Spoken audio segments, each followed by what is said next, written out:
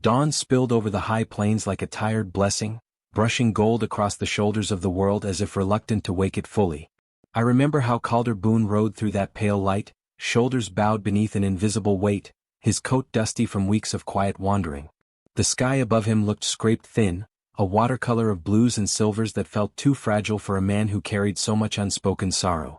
Even then, something in the hush of that morning hinted that life was shifting beneath his boots, though Calder did not yet know which way the wind meant to push him, and I felt a stirring of curiosity settle like dust in my throat. He was a lonely soul, Calder was, the sort of man people judged with half-formed rumors whispered between saloon doors. They said he lived with too many ghosts on that wide, wind-gnawed ranch of his. They said he was a man who had been left more times than he had been chosen. Calder tried not to let their words sink too deep, but shame has a way of clinging to a man's ribs until he can hardly breathe without tasting old wounds. As he guided his horse toward the canyon pass, he thought only of repairing a broken fence line and keeping his head low, but fate was waiting on the other side with a patience that felt almost deliberate, and curiosity hummed lightly around the edges of the moment. The canyon opened before him in red cliffs and shadowed crevices, and at its center stood Chief Red Elk, tall and unshaken, as though carved from the very stone that framed him. His dark hair was threaded with gray, and his eyes held storms that had traveled far before reaching this place. Calder reined in quietly, unsure whether to speak, for the air itself seemed to hold its breath. Settlers feared the Apache these days, suspicion thick as wildfire smoke, but Calder had always found fear made fools of decent men.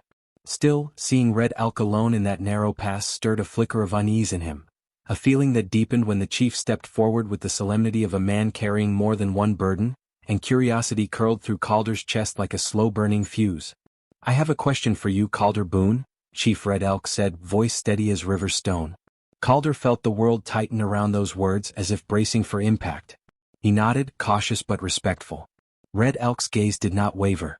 "Would you marry my daughter?" The canyon caught the words, turned them into echoes that seemed to ricochet through Calder's bones. He stared, stunned, unable to gather his scattered thoughts. "Marriage? To the daughter of the Apache chief?" Shame pressed at him like an old wound reopening. He could barely hold his own life together, let alone vow to shelter someone else's.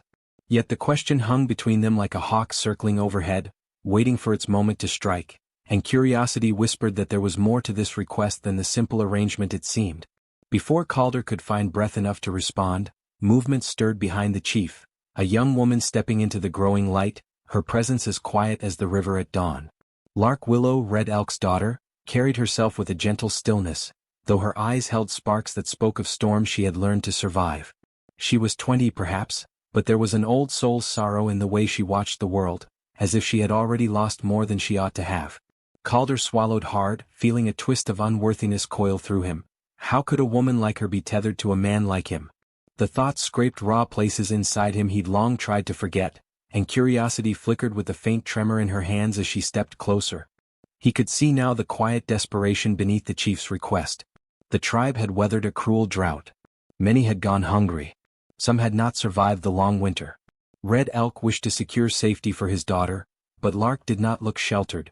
She looked like someone who had stood firm against too many storms alone. Calder's mind churned with the weight of a choice he hadn't asked to face. He feared being the wrong answer to a question the world had forced upon her. Memories of the town's whispers buzzed like flies around his ears. Calder Boone, the man who couldn't keep anyone, they'd mutter into their whiskey glasses. The shame of those words clung to him still, and curiosity rose like dust as he wondered if denying this request would wound her further. Without speaking, Lark stepped forward and offered him her water pouch.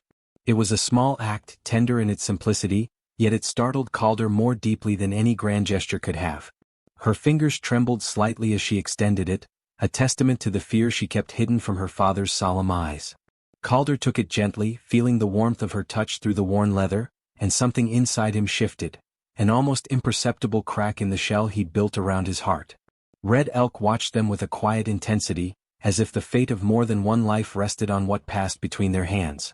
Curiosity tugged at Calder again, insisting he follow the unspoken pull between them. Lark met his gaze only briefly before looking toward the river that wound through the canyon floor.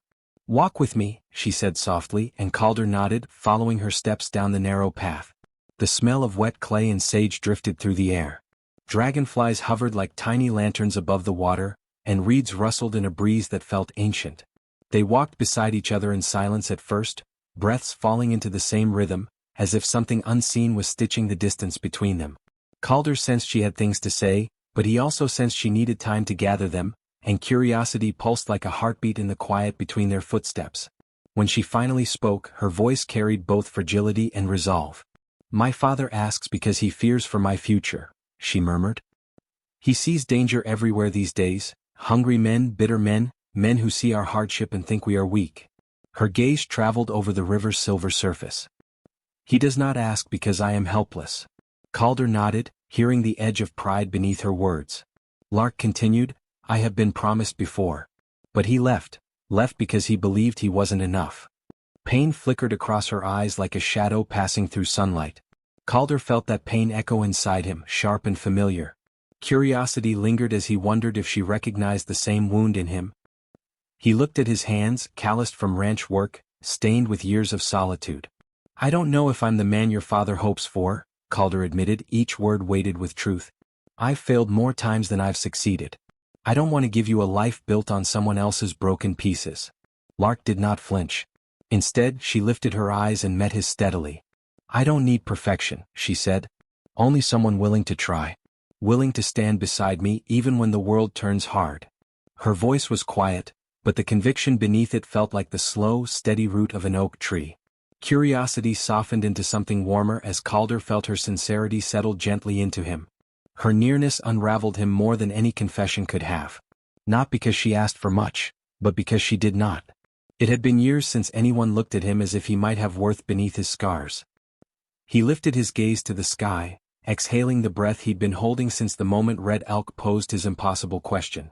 "If you'll have me," he said, voice low, "I'll try with everything I have." The words felt both terrifying and cleansing, as though he'd stepped into a river and let it carry the last of his fear downstream. Lark's breath hitched softly, a sound he felt more than heard, and curiosity shimmered in the quiet between them like a thin thread of light. When they returned to the canyon's mouth, Chief Red Elk studied Calder with a scrutiny that felt carved from centuries of tradition. "Will you honor her?" the chief asked, "when the world turns its back? When fear rises? When doubt claws?" Calder didn't answer with speeches or bravado. He simply nodded, the kind of nod that bore the weight of a man who knew what losing felt like and refused to let it happen again.